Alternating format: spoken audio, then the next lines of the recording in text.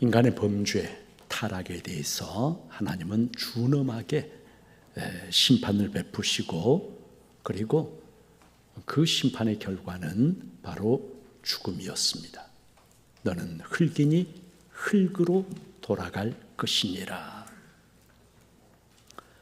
여러분, 그런데 그 심판의 한가운데를 흐르고 있는 것, 너는 흙이니 흙으로 돌아갈 것이니라. 여러분, 그 심판의 한가운데를 흐르고 있는 것은요, 하나님의 분노, 하나님의 저주가 아니라 놀랍게도 하나님의 뜨거운 긍휼과 사랑이라고 하는 것을 오늘 성경이 우리에게 말씀을 해 주십니다. 우리 15절 말씀을 다 같이 한 목소리로 같이 읽겠습니다. 15절 읽습니다. 시작. 내가 너로 여자와 원수가 되게 하고 내 후손도 여자의 후손과 원수가 되게 하리니 여자의 후손은 내 머리를 상하게 할 것이요 너는 그의 발꿈치를 상하게 할 것이니라 하시고. 여러분이 15절 말씀은요, 범죄하고 타락한 인간을 향한 하나님의 뜨거운 사랑의 고백입니다. 신구약 성경 66권 전체의 말씀이 사실은 이 한 구절 안에 담겨 있어요. 복음이 무엇인가가 이 한 구절 안에 담겨 있어요. 여러분, 성경 전체가요, 신구약 성경 66권 전체가 무엇에 대해서 말씀하는지 아세요? 바로 오늘 15절이 말씀하신 여자의 후손에 대한 말씀입니다. 여자의 후손. 여러분, 이 15절 말씀을 보통 뭐라 그러냐 그러면은 원시복음이라고 이야기를 해요. 가장 먼저 주어진, 그래서 영어로는 first gospel 이렇게 이야기를 하는데, 가장 먼저 주어진, 그리고 가장 근원적인 의미의 복음, 원시복음, 이렇게 이야기를 합니다. 그런데 이 원시복음에 등장하고 있는 여자의 후손이라고 하는 이 표현은요, 여러분, 그냥 우리가 아무 생각 없이 지나쳐버려도 좋은 그런 말씀이 아니고요, 아주 놀랍고 특별한 표현이에요. 우리는 물론 모든 사람이 다 여자의 몸, 어머니한테서 출생을 하니까 다 여자의 후손 아니냐 그럴 수 있지만, 여기 여자의 후손은 그런 뜻이 아닙니다.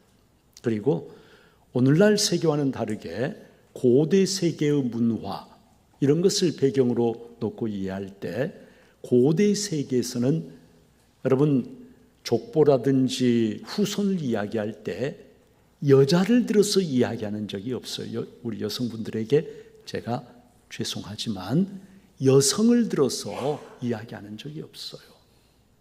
여러분, 누가 누구를 낳고 누가 누구를 낳고 누가 누구를 낳고 족보가 쭉 나오죠? 네, 전부 다 남자입니다. 아브라함의 자손, 다윗의 자손, 이런 식으로 이야기하지 사라의 자손 이런 식으로 얘기하지 않거든요. 성경에서 유일하게 여자의 후손이라고 이야기하는 표현 딱 한 번, 창세기 3장 15절 오늘 말씀에만 그렇게 나와요. 여러분, 왜? 그냥 사람의 자손이라고 이야기할 수도 있고 아니면은 아담의 자손이라고 할 수도 있는데, 왜 하나님은 여기에서 여자의 후손이라고 말씀을 하고 계시는 것일까요? 이 말씀을 저도 곰곰이 왜 그러셨을까? 물론 신학적으로 여러 가지 이런저런 해석들이 있긴 해요. 그러나 그렇게 썩 그렇게 제 마음에 들지는 않아요. 저는 이 말씀이 여러분, 뱀의 유혹에 먼저 굴복하고 무너진 사람이 누구냐면 여자예요. 여자. 그런데 바로 그 연약한 여자의 몸을 빌어서 장차 하나님이 행하실 엄청난 역사를 말씀하기 위해서 여기에서 여자의 후손이라고 하나님이 말씀하셨다. 저는 그렇게 생각이 돼요. 연약한 여자의 몸을 빌어서 하나님이 장차 이루실 엄청난 역사. 여자의 후손은 우리가 잘 알고 있는 것처럼 장차 오실 메시아를 가리킵니다. 이 여자의 후손이 하시는 일, 여러분 영어 성경에 보면은 뒷부분을 이렇게 번역을 했어요. He will crush your head and you will strike his heel. 여러분 crush라고 하는 말은요, 그냥 상하게 하는 정도가 아니에요. 형태를 알아볼 수 없을 정도로 완전히 짓눌러 으깨는 것을 뭐라 그러죠? 크러쉬라고 해요. 크러쉬. 완전히 형태를 알아볼 수 없을 정도로 완전히 짓눌러서 으깨는 것. 여러분, crush your head, 머리를 짓밟고 상하게 한다는 이 말 속에는요, 돌이킬 수 없는 뱀의 치명적인 패배와 메시아의 여자의 후손의 결정적인 승리가 담겨 있는 그러한 말씀이죠. 여러분, 그런데 창세기 3장 15절 이 말씀에 가장 직접적으로 대응하는 신약 성경의 구절이 어디냐 그러면은 바로 갈라디아서 4장 4절입니다. 갈라디아서 4장 4절. 때가 참에 하나님이 그 아들을 보내사 여자에게서 나게 하시고. 여러분, 바울 사도는 이 갈라디아 4장 4절을 기록하면서 창세기 3장 15절을 염두에 두고 바로 예수 그리스도의 탄생이 창세기 3장 15절 말씀에 약속의 성취라고 하는 것을 말씀을 하고 있는 것이죠. 여러분, 이 갈라디아 4장 4절 말씀에 엄청난 반전, 역설, 눈치를 채셨는지 모르겠어요. 이 말씀에 담겨있는 엄청난 반전과 역설, 무엇입니까?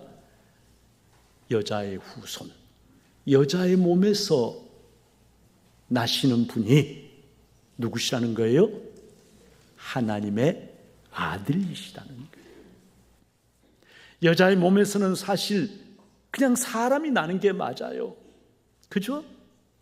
그런데 세상을 범죄한 인간을 사랑하시고 그들을 구원하고자 하신 하나님의 놀라운 구원의 계획 속에서 여자의 후손으로 오시는 분, 여자의 그 연약한 육신을 통해서 오시는 분이 누구시라고요? 하나님의 아들이시라는 거예요. 하나님의 아들이, 하나님이 그 아들을 여자에게서 나게 하셨다. 여러분, 그 누구도 감히 상상조차 할 수 없었던, 그 누구도 감히 기대조차 할 수 없었던 엄청난 말씀을 지금 하고 있는 거예요. 여자의 후손으로서 인간의 모든 연약함을 다 가지고 계신 그분이 동시에 누구시라고요? 하나님의 아들이시라고요. 인자, Son of Man, 사람의 아들인 그분이 동시에 누구시라고요? Son of God, 하나님의 아들이시라는 거예요. 여러분, 이 엄청난 역설과 반전, 바로 이것이 He will crush your head. 사람은 마귀 사탄을 머리를 짓밟고 깨고 결정적인 승리를 얻을 수 없지만, 그러나 하나님의 아들이시기에 뱀의 머리를 크러쉬하고 그리고 결정적인 승리를 이루어낼 수 있다. 바로 이 여자의 후손 하나님의 아들, 그분이 바로 누구십니까? 예수 그리스도입니다. 여러분, 예수 그리스도께서 뱀의 머리를 상하게 하고 치명적이고 궁극적인 승리를 거두게 되지만 그러나 아무런 대가 없이 거저 그렇게 되는 것은 결코 아니었죠. 발꿈치가 상하는 그런 대가를 예수 그리스도께서 지불하셔야만 했습니다. 예수 그리스도의 십자가 고난과 죽음을 가리키는 말이죠. 사탄은 그리스도의 발꿈치를 물면 자기가 승리할 줄 알았어요. 그런데 발꿈치를 물자 어떻게 되었습니까? 예수님을 십자가에 달아 죽이자 어떻게 되었어요? 십자가에서 흘러내린 그 보혈이, 그 순종의 보혈이 죄인들의 모든 죄를 씻고 그들에게 구원의 문을 활짝 열어주는 그러한 것이 되었습니다. 예수님의 십자가 보혈로 우리가 죄 사함을 받게 되었다는 것이죠. 예수님은 십자가에 죽으시고 그 다음에 어떻게 되셨어요? 무덤에 장사되셨어요. 죽으셨어요. 여러분, 그것으로 끝났나요? 그렇지 않죠. 장사된 지 사흘 만에 사망 권세, 무덤의 권세, 그리고 지옥 권세까지를 깨뜨리고 생명으로 부활하셨습니다. 그러심으로써 너는 흙이니 흙으로 돌아갈지니라, 범죄한 인간에게 선포된 죽음의 선고를 예수 그리스도께서 생명으로 바꾸어 놓으신 거죠. 하나님의 궁극적인 승리. 여러분, 그래서 마침내 우리에게 생명의 문이 활짝 열리게 된 것입니다. 놀라운 말씀이요, 여러분, 20절에 나와요. 너는 흙이니 흙으로 돌아갈 것이니라 하시는 하나님의 말씀을 듣고 바로 그 다음에 20절에 아담이 그의 아내의 이름을 하와라 불렀으니 그는 모든 산자의 어머니가 됨이더라 말씀을 합니다. 여러분, 하와, 자기 아내의 이름을 처음으로 그때 이제 이름을 지어줬어요. 하와. 근데 히브리어로 하와가 무슨 뜻이냐면, 여러분 각주 1번을 보세요. 성경에 뭐라고 되어 있습니까? 생명이라는 뜻이에요. 하와는 생명이라는 뜻이에요. 여러분, 하나님의 심판과 죽음의 선고를 듣고 그것으로 모든 것이 끝났다고 생각한다면 어떻게 자기 아내의 이름을 생명이라고 붙일 수가 있었겠습니까? 여러분, 이것은 아담이 여자의 후손 예수 그리스도를 안 것은 아니었지만, 그러나 하나님의 심판과 죽음을 넘어서는 여자의 후손을 통한 하나님의 구원과 승리를 믿었기 때문에, 죽음의 선고를 받았지만 죽음으로 끝나는 것이 아니라 그 이후에 여자의 후손을 통한 구원과 생명을 믿었기 때문에, 여러분, 바로 아내의 이름을 다른 것이 아니라 생명, 하와라고 그렇게 부르게 되었다는 것입니다. 여러분, 이 아담과 하와, 이 부부의 이름은요, 사실은 우리 어떤 의미에서는 굉장히 상징적이고 우리 이 인간이 처해 있는 운명을 보여주는 그러한 이름이에요. 여러분, 그런데 또다시 놀라운 말씀이 나옵니다. 21절 말씀인데요, 21절 말씀을 우리 같이 또 읽어보겠습니다. 21절 읽습니다. 시작. 여호와 하나님이 아담과 그의 아내를 위하여 가죽옷을 지어 입히시니라. 하나님께서 범죄한 아담과 하와를 위해서 뭘 하셨다고요? 가죽옷을 지어 입히셨다. 아담과 하와가 하나님의 말씀을 그 선악과를 따먹거나 제일 먼저 한 일이 뭘까요? 바로 창세기 3장 17절에 보면은 3장 7절에 보면, 여러분, 무화과 나무에 불려 꺼서 치마를 삼은 것이 바로 그들이 한 최초의 일이었어요. 치마로 자기들의 치부를 가린 거예요. 인간의 범죄로 땅이 저주를 받았습니다. 그리고 가시덤불과 엉겅퀴를 내게 되었습니다. 가시덤불과 엉겅퀴에 그 싸나운 기운이 온 땅을 덮게 되었어요. 여러분, 그런데 하나님께서 놀랍게도 그런 아담과 하와를 위해서 가죽옷을 지어 입히셨다. 여러분, 이 가죽옷을 히브리어로 크토넷 오르라고 합니다. 크토넷 오르. 크토넷은요, 치마와는 달리, 치마는 그냥 여기 치부만 가린 것이. 근데 크토넷은 뭐냐면 어깨부터 무릎 또는 발목까지 내려가는 긴 옷을 가리키는 것이 바로 크토넷이에요. 긴 옷. 오르는 가죽이란 뜻이에요. 무화과 나무 잎과는 달리 질기고 튼튼한 가시덤불과 엉겅퀴로부터, 그 사나운 기운들로부터 아담과 하와를 보호해 줄 수 있는, 그들의 온몸을 덮어줄 수 있는 크토넷 오르, 가죽으로 만든 질기고 튼튼한 옷을 하나님께서 누구를 위해서? 아담과 하와를 위해서 친히 지어서 입혀주셨다는 거예요. 사랑하는 여러분, 그러나 우리가 알아야 할 것이 있어요.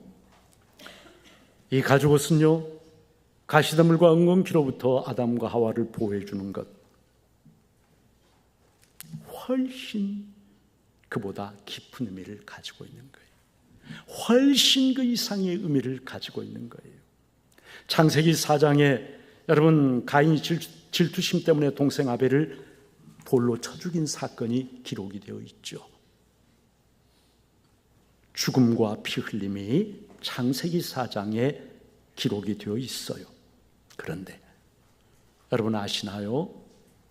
창세기 3장에 이미 죽음과 피 흘림이 등장합니다. 최초의 죽음, 최초의 피 흘림이 창세기 4장이 아니라 어디에? 창세기 3장에 이미 등장한다는 것이에요. 무슨 말입니까? 아담과 하와에게 가죽옷을 지어 입히시기 위해서 죄 없는 짐승 한 마리가 피를 흘리며 죽어야만 했습니다. 여러분, 하나님께서 손수 지어서 입혀주신 이 가죽옷에는 바로 죄 없는 어린 양의 피와 죽음이 거기에 어려 있는 것이죠. 하나님은 그 가죽옷을 지어 입히시면서요, 아무 생각 없이 그냥 지으신 것이 절대 아니에요. 여러분, 여기서 우리가 하나님의 마음을 알아야 합니다. 그 가죽옷을 지어 입히시면서 죄 없는 어린 양이 비명을 지르고 피를 흘리고 죽어갈 때, 여러분, 하나님은 바로 독생자 예수 그리스도의 십자가 죽음을 보고 계셨습니다. 아담과 하와에게 참 생명을 주시기 위해서 약속하신 여자의 후손으로 독생자를 보내고 그가 십자가에서 고난받고 죽게 되는 것을 보고 계셨어요. 이 어린 양이 여러분 비명을 지르면서 죽어갈 때 하나님은 나의 하나님, 나의 하나님, 어찌하여 나를 버리셨나이까? 라고 하는 독생자 예수 그리스도의 십자가 위에서의 절규를 듣고 계셨어요. 어린 양이 피를 흘리며 가죽이 벗겨지고 죽어갈 때 하나님은 독생자 예수 그리스도가 십자가에서 온몸이 만신창이가 되어서 살이 찢어지고 피가 쏟아지는 그 모습을 하나님은 보고 계셨어요. 여러분, 그냥 가죽옷, 그냥 가죽옷이 아닙니다. 하나님의 아들 독생자 예수 그리스도의 십자가 고난과 죽음을 미리 보여주고 있는 그러한 가죽옷이에요. 그래서 이 가죽옷에는요, 예수 그리스도의 눈물과 절규, 그의 피와 죽음이 어려 있고, 이 가죽옷에는 아담과 하와에게 생명을 주시기 위해서 독생자를 십자가에 내어주시는 하나님 아버지의 찢어지는 마음이 담겨 있는 것이 여러분 바로 이 쿠토넷 오르, 가죽옷이다. 여러분, 우리는 그것을 알아야 한다는 것이. 여러분, 로마서 13장 14절 보세요. 로마서 13장 14절, 오직 주 예수 그리스도로 옷 입고. 여러분, 또 갈라디아서 3장 27절 보세요. 누구든지 그리스도와 합하기 위하여 세례를 받은 자는 그리스도로 옷 입었느니라. 치마가 무화과나무 치마가 아닙니다. 단순한 가죽옷이 아닙니다. 어떤 것이라고요? 예수 그리스도를 나의 옷으로 입은 사람, 그리스도의 그 모든 의와 하나님에 대한 절대적인 순종과 거룩함을 바로 나의 옷처럼 나를 덮어주시는, 내 것으로 주시는 그러한 은혜를 그리스도로 옷 입는다라고 하는 그러한 말로 성경이 표현을 하고 있는 거예요. 천국에 들어갈 때 여러분, 저와 여러분이 범죄한 아담과 하와 그랬던 것처럼 발가벗고 들어갈 수 있나요? 없습니다. 저와 여러분이 종교적이고 도덕적인 노력, 주일 예배 나는 빠지 않고 어떻게 하고 선한 일도 많이 하고 무화과나무 치마 엮어가지고 그것으로 천국 들어갈 수 있나요? 없습니다. 다른 어떤 여러분 그런 옷 입고 들어갈 수 없어요. 오직 예수 그리스도로 옷 입은 사람, 십자가의 보혈로 모든 죄를 사함받고, 그리고 그리스도의 그 절대적인 의와 순종을 내 것으로 만든 사람, 믿음으로 그것을 내 것으로 취한 사람만이 그리스도의 그 빛나는 의의 새 옷을 입고 천국에 들어갈 수가 있는 거예요. 하나님은요, 우리에게 종교 생활을 원하시지 않습니다.